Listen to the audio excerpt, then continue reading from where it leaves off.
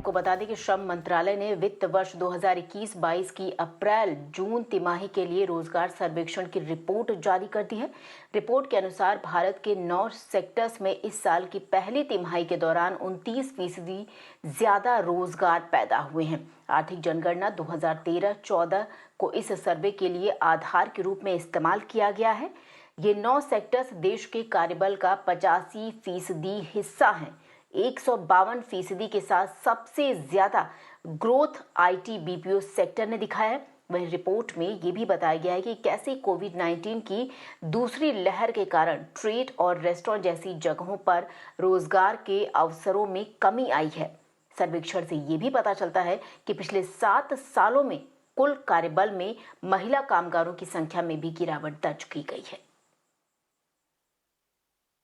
Labour ministry का एक नया एम्प्लॉयमेंट सर्वे निकला है। ये सर्वे इसलिए अहम है क्योंकि 3 साल पहले जो एम्प्लॉयमेंट सर्वे था उसे बंद कर दिया गया था और ये एक पूरा नया सर्वे अब निकला है।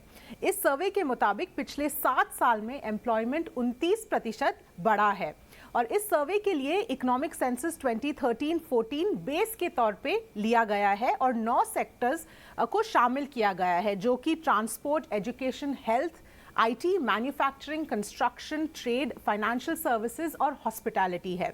सबसे ज़्यादा आईटी और बीपीओ सेक्टर्स में एम्प्लॉयमेंट की बढ़ोतरी हुई है 152%। दूसरी तरफ ट्रेड सेक्टर में एम्प्लॉयमेंट 25% कम हुआ है और हॉस्पिटैलिटी सेक्टर में 13% कम हुआ है। और एक और बहुत अहम बात है इस सर्वे के बारे में जो ये सर्वे सामने रखता है वो है कि वर्कफोर्स में विमेंस पार्टिसिपेशन पिछले 7 सालों में कम हुआ है। जहां 2013-14 में 31% हुआ होता था, अब घटकर 29% हो चुका है।